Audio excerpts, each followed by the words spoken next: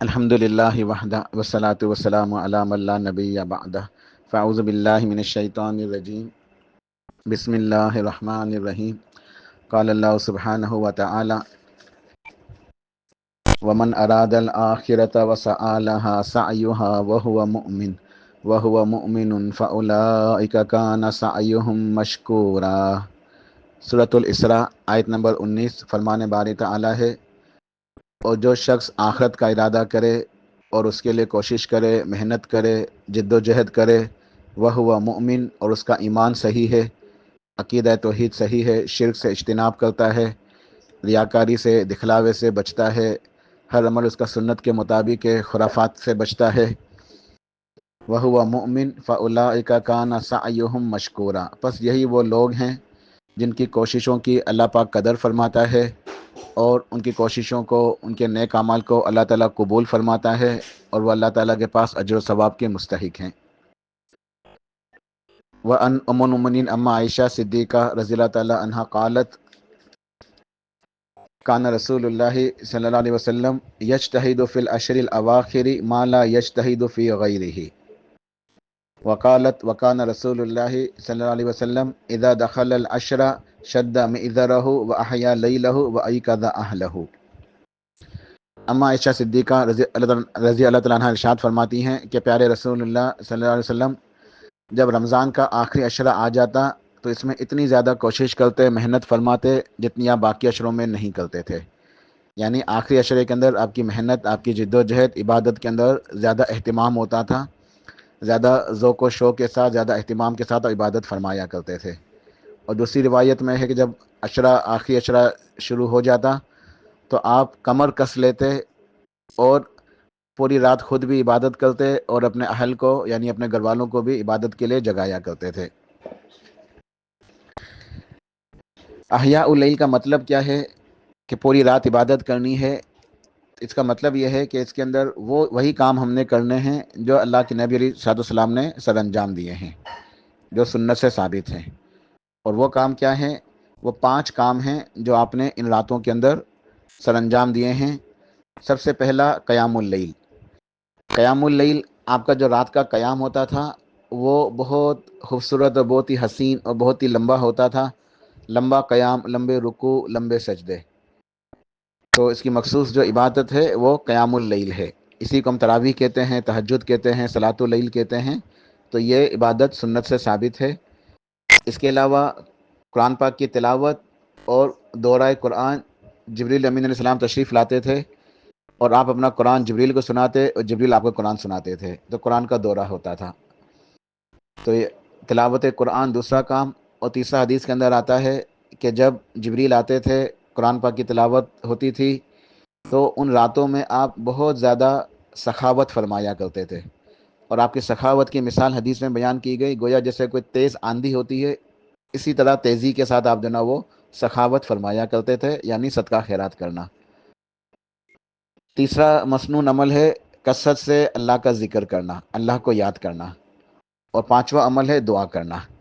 تو یہ 5 اعمال ہیں، یہ احیاء اللیل، یعنی جو ہم راتوں کو جاگیں گے لیلۃ القدر کو حاصل کرنے کے لیے، اس کی خیر و برکتوں کو حاصل کرنے کے لیے، تو ہم نے یہ 5 کام کرنے ہیں: قیام اللیل، تلاوت اور صدقہ خیرات، ذکر اور دعا، یہ 5 کام ہیں۔ اب انشاءاللہ میں اللہ پاک کی توفیق سے مختصراً جو ہے چند باتیں بتانا چاہوں گا کہ ہم کس طرح زیادہ سے زیادہ اجر و ثواب حاصل کر سکیں، کم وقت میں زیادہ ہم اجر و ثواب کیسے حاصل کر سکتے ہیں، یعنی ان راتوں کو ہم کس طرح گزاریں، کیونکہ ہم لوگ کمزور ہیں اور ہمارے ساتھ بہت سارے مسائل ہیں۔ کوئی بیمار ہے، کوئی سفر میں ہے، کسی کی ڈیوٹی بہت سخت ہے، کسی نے پوری رات جاگنا اس کے لیے ممکن نہیں ہے، فوراً جو ہے وہ صبح ڈیوٹی پر جانا ہے۔ حالانکہ اصل سنت تو اس کی یہی ہے کہ پوری رات جو ہے نا آپ علیہ الصلوۃ والسلام جاگا کرتے تھے، اپنے گھر والوں کو بھی جگاتے تھے، لیکن ہر شخص کے لیے یہ ممکن نہیں ہوتا ہے۔ اسی لیے میں نے چند باتیں کتاب و سنت کی روشنی میں جمع کی ہیں تاکہ ہم ان اعمال کو سر انجام دے کے زیادہ سے زیادہ اجر و ثواب حاصل کر سکیں انشاءاللہ اللہ تعالیٰ کی توفیق سے۔ سب سے پہلی بات قیام اللیل کے حوالے سے، آپ نے ارشاد فرمایا من قام لیلۃ القدر ایمانا واحتسابا غفر له ما تقدم من ذنبہ، کہ جس نے لیلۃ القدر کا قیام کیا ایمان کی حالت میں اور اخلاص کے ساتھ، اللہ سے اجر و ثواب لینے کی نیت کے تو اس کے پچھلے گناہ معاف ہو جاتے ہیں۔ ہم نے ایک کام یہ کرنا ہے، صحیح مسلم کی حدیث سے جو ثابت ہے کہ عشاء کی جو جماعت ہے اس کی ہمیں اس طرح پابندی کرنی ہے کہ ہماری پہلی رکعت تکبیر تحریمہ جو ہے وہ بھی نہ چھوٹے، یعنی جب اقامت ہو تو ہم صف کے اندر موجود ہوں، تو ہمیں چاہیے کہ ہم اذان کے وقت مسجد کے اندر موجود ہوں، اس بات کو یقینی بنائیں کہ ہم اذان کے وقت مسجد کے اندر موجود ہوں، یعنی ہماری جماعت نہ نکلے۔ تو صحیح مسلم کی حدیث ہے کہ جو جماعت کے ساتھ عشاء کی نماز ادا کرتا ہے اسے آدھی رات قیام کا ثواب مل جاتا ہے، اللہ پاک کی یہ رحمت ہے الحمدللہ۔ مزید ارشاد فرمایا کہ جو فجر کی نماز بھی جماعت کے ساتھ ادا کرتا ہے تو اسے بھی آدھی رات عبادت کا ثواب مل جاتا ہے، گویا جس نے دونوں نمازیں عشاء اور فجر ان کی جماعت کے ساتھ پابندی کی، اسے پوری رات عبادت کا ثواب ملتا ہے۔ عشاء اور فجر کی نماز جماعت کے ساتھ ادا کرنے سے ارشاد فرمایا فَكَأَنَّمَا صَلَّى اللَّيْلَ كُلَّهُ، کہ اس نے گویا پوری رات جو ہے نا وہ نماز پڑھی ہے، پوری رات عبادت کا ثواب مل جاتا ہے۔ پھر جامع ترمذی کی روایت ہے کہ جو امام کے ساتھ قیام کرتا ہے، یعنی عشاء کی نماز ادا کی، امام کے ساتھ تراویح کی نماز ادا کی، پھر وتر بھی پڑھ لی امام کے ساتھ، تو اس کے لیے پوری رات قیام کا ثواب اللہ پاک لکھ لیتا ہے۔ اللہ تعالیٰ کی یہ مہربانی ہے الحمدللہ۔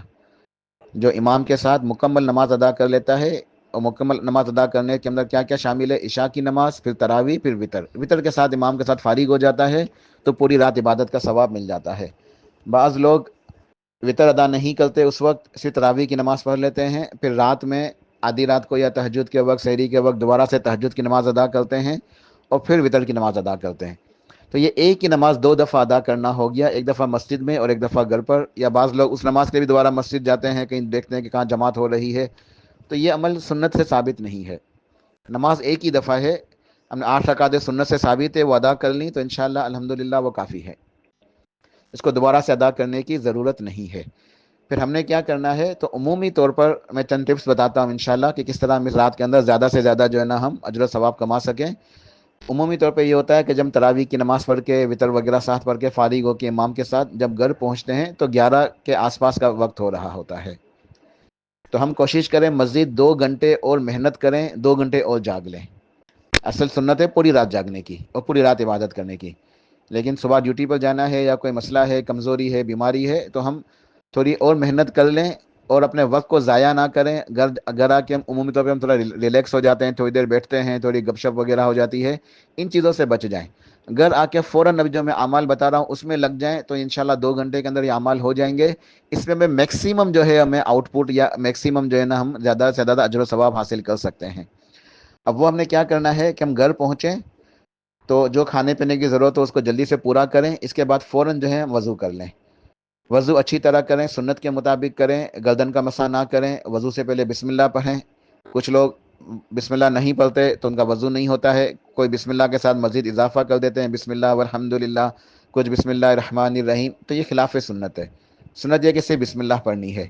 پھر پانی کم استعمال کرتے ہوئے سنت کے مطابق وضو کریں، گردن کا مسح نہ کریں، اس کے بعد جو اذکار ہیں وضو کے بعد کی 3 دعائیں وہ پڑھیں، اور اس کے بعد اچھے طریقے سے 2 رکعتیں تحیۃ الوضو کی نماز ادا کریں، اور اس نماز کے دوران اپنی پوری توجہ رکھیں نماز کی طرف، اللہ تعالیٰ کی طرف متوجہ ہو کے اللہ کی عظمت کا احساس دل کے اندر رکھتے ہوئے خشوع و خضوع کے ساتھ۔ تو بشارت ہے، صحیح مسلم کی حدیث ہے کہ وجبت لہ الجنہ، اس کے لیے جنت واجب ہو جاتی ہے، اور دوسری حدیث ہے کہ غفر لہ ما تقدم من ذنبہ، اس کے پچھلے گناہ معاف ہو جاتے ہیں۔ اور ایک اور روایت وہ بھی صحیح مسلم کی ہے، حضرت عمر بن افسہ رضی اللہ تعالیٰ عنہ کی روایت، اس کے اندر بھی یہی بات ہے کہ جو انسان وضو کرتا ہے سنت کے مطابق، پھر 2 رکعت نماز ادا کرتا ہے تو گناہوں سے ایسے پاک و صاف ہو جاتا ہے جیسے اپنے والدہ کے پیٹ سے ابھی یعنی پیدا ہوا ہے، جیسے وہ بچہ دنیا کے اندر آتا ہے گناہوں سے پاک و صاف ہوتا ہے، ایسے ہی وہ شخص گناہوں سے پاک و صاف ہو جاتا ہے۔ صحیح مسلم کی حدیث ہے، اہل علم اس کی تفسیر کے اندر لکھتے ہیں کہ یہ وہ نماز ہے جو انسان سنت کے مطابق ادا کرے، اللہ تعالیٰ سے استغفار کرے، یہ صلاۃ التوبہ ہے۔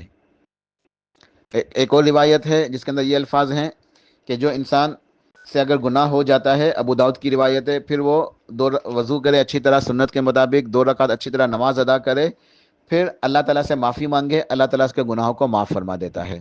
تو ان تمام احادیث کا خلاصہ یہ ہے کہ ہم نے گھر آ کے فوراً پھر 4 رکعتیں نماز ادا کرنی ہے، 2 رکعت تحیۃ الوضو اس کی نیت سے، اور نیت کے الفاظ دل میں نہیں، دل میں ہوں گے، زبان سے نہیں ہے، ٹھیک ہے؟ دل کے ارادے کا نام نیت ہے، تو اخلاص کے ساتھ دل کے اندر ارادہ موجود ہے، یہ نیت ہے، زبان سے ادائیگی نہیں ہے۔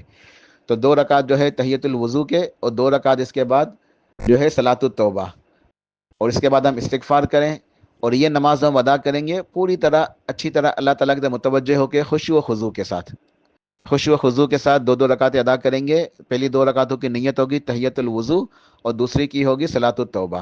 پھر ہم اللہ تعالیٰ سے استغفار کریں گے، تو انشاءاللہ میں یہ سارے فضائل حاصل ہوں گے، بشارتیں حاصل ہوں گی کہ گناہ معاف ہو جائیں گے۔ تو گھر آ کے 4 رکعت نماز ادا کر لیں، ٹھیک ہے؟ اور اس کی احادیث موجود ہیں، صحیح سنت سے ثابت ہے۔ پھر حدیث ہے کہ من قرأ بالآیتین من آخر سورۃ البقرہ فی لیلۃ کفتاہ، صحیح بخاری کی روایت ہے، مسلم کے اندر ہی موجود ہے کہ جو سورہ بقرہ کی آخری کی 2 آیتیں جو ہے نا وہ رات کے اندر پڑھتا ہے، وہ اس کے لیے کفایت کرتی ہیں۔ امام نووی رحمہ اللہ صحیح مسلم کی شرح کے اندر لکھتے ہیں کہ یہ 2 آخری کی آیتیں سورہ بقرہ کی رات میں پڑھنے والے کی کفایت کرتی ہیں، کس چیز سے؟ تو امام نووی فرماتے ہیں کہ وہ اس کے لیے قیام اللیل سے کفایت کرتی ہیں، یعنی اگر وہ قیام اللیل یہ 2 آیتیں پڑھ لیتا ہے، اس سے اجر و ثواب ملتا ہے قیام اللیل کا، اور اس کے لیے ہر قسم کے جو ہے نا وہ مکروہات سے اور برائیوں سے، فتنوں سے، اور جن جادو وغیرہ جو رات کے اندر زیادہ مسائل ہوتے ہیں، چور ڈاکو وغیرہ کے بھی، یہ تمام چیزیں جو انسان کو نقصان پہنچاتی ہیں، رات کے شر سے اس کے لیے کفایت کرتی ہیں، اس کی حفاظت ہوتی ہے۔ تو ان آیتوں کو لازم پڑھیں۔ دیکھیں قرآن پاک پورے کا پورا مکمل رحمت بھی ہے، شفا بھی ہے، اجر و ثواب ہے، سب کچھ ہے الحمدللہ، لیکن اللہ تعالیٰ نے بعض صورتوں کو بعض کے اوپر فضیلت عطا فرمائی ہے، اسی طرح بعض آیتیں بعض دیگر آیات سے افضل ہیں، جو صحیح سنت سے ثابت ہے۔ تو ان میں جو 2 آیتیں ہیں سورہ بقرہ کی آخری کی 2 آیتیں، یہ بھی افضل آیات میں سے ہے، ان کی بھی خیر و برکتیں ہیں، اس کی بھی بہت ساری احادیث موجود ہیں، وقت کی کمی کی وجہ سے میں ساری احادیث نہیں بتا رہا، لیکن یہ افضل آیتیں ہیں، تو ان آیتوں کو پڑھیں۔ تو جو 2 رکعت ہم پڑھیں گے نا تحیت الوضو اور صلاۃ التوبہ کے، تو ہم سورہ فاتحہ کے بعد ہم یہ سورہ بقرہ کی آیت پڑھ سکتے ہیں، اس کے اندر سورہ بقرہ کی آخری کی 2 آیتیں یہ پڑھ سکتے ہیں، آیت الکرسی ہے، سورہ اخلاص، سورہ فلق، سورہ ناس، یہ افضل آیات ہیں، ان کو ہم پڑھیں ان نمازوں کے اندر، ٹھیک ہے؟ اس کے علاوہ سورہ اخلاص ہم علیحدہ سے پھر، اچھا یہ 2 نمازیں ہو جائیں گی نا، تو ہماری تراویح بھی ہو گئی، وطر بھی ہو گئی، یہ 2 کر کے ہماری نماز بھی ہو گئی، تحیت الوضو اور صلاۃ التوبہ۔ اب ہم قرآن پاک کی تلاوت کریں گے، کچھ مخصوص آیتیں ہیں، کچھ مخصوص صورتیں ہیں، وہ پڑھیں گے تاکہ ہمیں اس کا زیادہ اجر و ثواب ملے۔ اس کے اندر ہے سورہ اخلاص۔ سورہ اخلاص ہم نے 10 دفعہ پڑھنی ہے، حدیث سے ثابت ہے کہ جو سورہ اخلاص پڑھتا ہے 10 دفعہ، اللہ سبحانہ و تعالیٰ اس کے لیے جنت کے اندر ایک محل تعمیر فرماتا ہے، اور سورہ اخلاص ثلث القرآن ہے، 1/3 قرآن کے برابر ہے، اس کی بہت زیادہ فضیلت ہے، اجر و ثواب ہے۔ تو کم سے کم 10 دفعہ سورہ اخلاص کی تلاوت کریں۔ پھر آیت الکرسی، یہ سید الآیات ہے، اللہ تعالیٰ کی توحید والی آیت ہے، بڑی عظیم آیت ہے، تو آیت الکرسی پڑھنے کے بعد بہت زیادہ اجر و ثواب ہے، فضیلت ہے، آیت الکرسی پڑھیں۔ پھر سورہ اخلاص، سورہ فلق، سورہ ناس، اسی طرح سورہ ملک کی تلاوت کرنا، یہ سنت سے ثابت ہے، تبارک الذی بیدہ الملک، اس کی تلاوت کر لیں۔ تو یہ پہلے ہم تلاوت کر لیں افضل صورتوں کی، افضل آیات کی، اور اس کے بعد اللہ کا ذکر، اللہ کے ذکر کے اندر ہم 100 مرتبہ چند اذکار کریں۔ پہلا ذکر ہے لا الہ الا اللہ وحدہ لا شریک لہ، لہ الملک و لہ الحمد وہو علی کل شیء قدیر۔ یہ 100 مرتبہ پڑھنے میں تقریباً 15 یا 16 منٹ لگتے ہیں، یہ بات میں نے پڑھ کے نوٹ کی ہوئی ہے، ٹھیک ہے؟ 15 منٹ 16 منٹ لگتے ہیں۔ لا الہ الا اللہ وحدہ لا شریک لہ، لہ الملک و لہ الحمد وہو علی کل شیء قدیر، یہ 100 مرتبہ پڑھ لیں، اس کی بہت زیادہ فضیلت ہے۔ 100 مرتبہ سبحان اللہ و بحمدہ، سبحان اللہ العظیم، بہت افضل کلمات ہیں، احادیث سے اس کی فضیلت ثابت ہے۔ اور سبحان اللہ والحمد للہ ولا الہ الا اللہ واللہ اکبر، یہ 100 مرتبہ پڑھیں، ٹھیک ہے؟ اس کی بھی فضیلت ثابت ہے، سبحان اللہ والحمد للہ ولا الہ الا اللہ واللہ اکبر، یہ 100 مرتبہ پڑھ لیں۔ پھر استغفر اللہ الذی لا الہ الا هو الحی القیوم واتوب الیہ، یہ استغفار ہے، حدیث میں آتا ہے کہ جو ان الفاظ سے اللہ تعالیٰ سے معافی مانگتا ہے، استغفار کرتا ہے، چاہے وہ میدان جہاد سے ہی بھاگا ہو پیٹ پھیر کے، اللہ تعالیٰ اس کو معاف فرما دیتا ہے۔ تو یہ پڑھیں استغفر اللہ الذی لا الہ الا هو الحی القیوم واتوب الیہ۔ پھر لیلۃ القدر کی مخصوص دعا ہے اللہم انک عفو تحب العفو فاعف عنی، اس کی بہت زیادہ کثرت کریں، بہت زیادہ یہ دعا مانگیں۔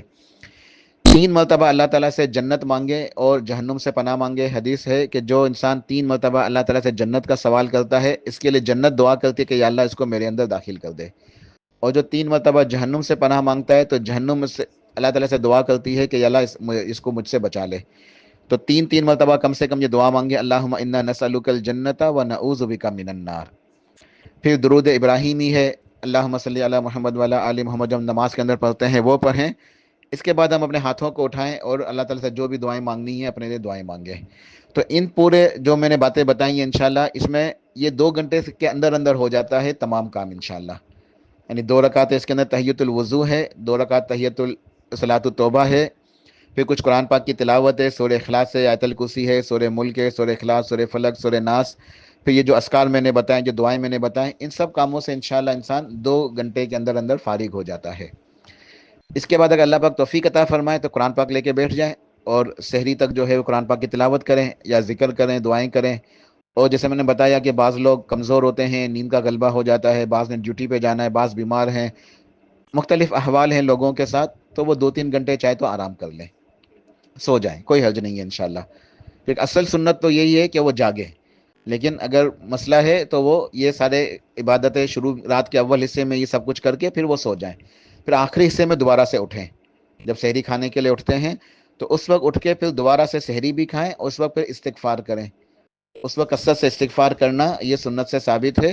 اور اللہم انک عفو تحب العفو فاعف عنی یہ زیادہ پڑھیں. جب سحری کے لیے اٹھیں تو استغفار کے ساتھ ساتھ، استغفار کے لیے میں نے دعا بتائی، استغفر اللہ الذی لا الہ الا هو الحی القیوم واتوب الیہ، سید الاستغفار اللہم انت ربی لا الہ الا انت والی جو دعا ہے صبح شام کے اذکار میں شامل ہے وہ پڑھیں. پھر یہ اللہم انک عفو تحب العفو فاعف عنی، تو یہ پڑھیں یہاں تک کہ فجر کی اذان ہو جائے. ٹھیک ہے، استغفار کرتے رہیں، یہ دعائیں پڑھتے رہیں. اس کے بعد فجر کی اذان ہو، فوراً مسجد پہنچے، سنتیں ادا کریں، جماعت کے ساتھ جو نام ہے تکبیر تحریمہ کے ساتھ جماعت مل جائے تو انشاءاللہ اللہ پاک کی رحمت سے ہم نے کم وقت میں زیادہ سے زیادہ جو ہے وہ ہم نے انشاءاللہ اجر و ثواب کو حاصل کیا ہے انشاءاللہ اللہ تعالیٰ کی رحمت سے. تو یہ کچھ کس طریقے سے ہم یہ راتیں گزاریں، کچھ انشاءاللہ اس بارے میں یہ جو نا یہ قرآن کتاب و سنت کی روشنی میں کچھ ہدایات تھیں. اچھا، صدقے کے حوالے سے یاد رکھیں کہ اس رات میں صدقہ لازم کرنا ہے. جو بھی اللہ پاک توفیق عطا فرمائے، زیادہ کم جو گنجائش ہو، لیکن کچھ نہ کچھ صدقہ لازم کرنا ہے، اس رات کے اندر ہی کرنا ہے، کیونکہ اس ایک رات کی عبادت 1000 مہینوں کی عبادت سے زیادہ افضل ہے. تو صدقہ کریں گے تو انشاءاللہ 1000 مہینوں تک ہم نے صدقہ کیا، یہ لکھا جائے گا کہ اس سے زیادہ یہ 1000 مہینوں کی عبادت سے افضل اس رات کی عبادت ہے. تو اس رات میں صدقے کی عبادت بھی لازم کریں، جو بھی اللہ پاک توفیق دے لازم صدقہ کریں. اب یہاں ایک مسئلہ ہے کہ اس ٹائم صدقہ کرنے کا موقع کیسے کس کو دیں. اگر جیسے ہم پتہ ہے کہ ہم جہاں نماز ادا کر رہے ہیں تراویح کی اسی مسجد میں دے دیں، یا فجر کی نماز کے لیے جاتے ہیں وہاں دے دیں، یا ہمارے محلے میں کوئی ایسا شخص ہے جس کو ہم پتہ ہے جو ضرورت مند ہے ہم اس کو دے دیں. بہرحال جو ہمیں معلوم ہے فوراً ادا ہو سکتا ہے ہاتھوں ہاتھ تو اس کو سر انجام دے دیں نیکی کو، اور یہ نیکی کر لیں صدقہ کرنے کی. لیکن اگر کوئی موجود نہیں ہے، کوئی میسر نہیں ہے مناسب صدقہ دینے کے لیے، تو وہ پیسے علیحدہ رکھ لیں. ان پیسوں کو علیحدہ رکھ لیں، چاہے پھر وہ اگلے دن دے دیں یا بعد میں اکٹھے ہو جائیں، چاند رات کو دے دیں، جس طرح بھی دے دیں، لیکن اس رات میں پیسے اپنے والیٹ سے نکال کے الگ ضرور کر لیں تاکہ آپ کی طرف سے صدقہ ادا ہو جائے کہ ہم نے یہ پیسے اپنی جیب سے نکال کے آگے کر دیے. تو آگے کر دیے تو یہ ضرور ہم جو نا صدقہ کریں کچھ نہ کچھ. تو یہ عبادتیں ہیں لیلۃ القدر کے حوالے سے، یعنی قیام اللیل ہے، تلاوت ہے، سخاوت صدقہ کرنا ہے، اور اللہ تعالیٰ کا ذکر کرنا اور دعا کرنی. تو یہ اعمال انشاءاللہ سنت کے مطابق کریں، جس طرح میں نے بات بتائی ہے اسی طریقے سے یہ رات گزاریں، انشاءاللہ بہت زیادہ اجر و ثواب حاصل ہوگا. اللہ پاک توفیق عطا فرمائے، اللہ تعالیٰ ساری عبادتوں کو قبول فرمائے، اللہ تعالیٰ جو ہے ہم پہ رحم فرمائے، اور ہماری سارے جو ہے نا عبادتوں کو اللہ تعالیٰ اپنی جو ہے نا رحمت سے قبول فرما لیں، اور عبادت کرنے کی توفیق بھی عطا فرمائے. آمین برحمتک یا ارحم الراحمین. سبحان ربک رب العزت عما یصفون وسلام علی المرسلین والحمد للہ رب العالمین.